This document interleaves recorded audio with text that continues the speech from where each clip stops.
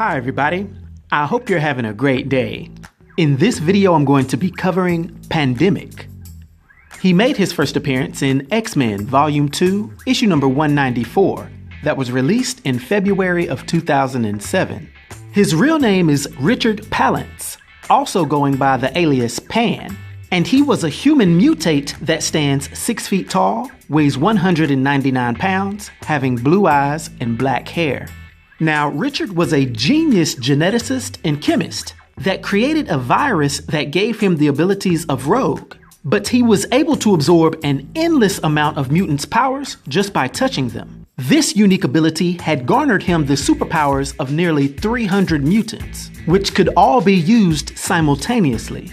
Just a few of his displayed abilities were vast superhuman strength, among other things absorbed from Rogue, telepathy and telekinesis, which he got from Jean Grey, teleportation from Nightcrawler, elemental transmutation from Alchemy, heat generation and control from Sunfire, shape-shifting from Husk, cold generation and control from Iceman, psionic powers from Chamber, control of thermochemical energy as well as invulnerability from Cannonball, and a multitude of other powers that are obviously too numerous to name.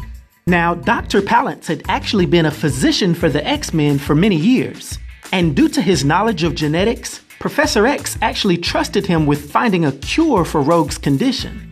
But after sampling her DNA, Dr. Palance became enamored with her ability to absorb other mutants' powers. And instead of focusing on a treatment for Rogue, he ended up taking her genetic material and splicing it with a viral agent to infect himself, which successfully gave him the ability to absorb other mutants' powers as well.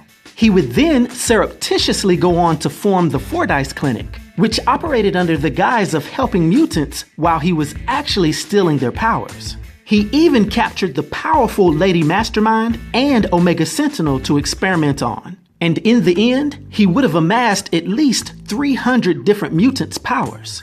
But that wasn't enough for the Doctor, who was now going by the name Pandemic. He wanted to find a way to become immortal. And once again, he was inspired by Rogue's ability to absorb people's memories in addition to their powers. He theorized that by absorbing people's entire bank of memories, as well as their life force, he could achieve eternal life.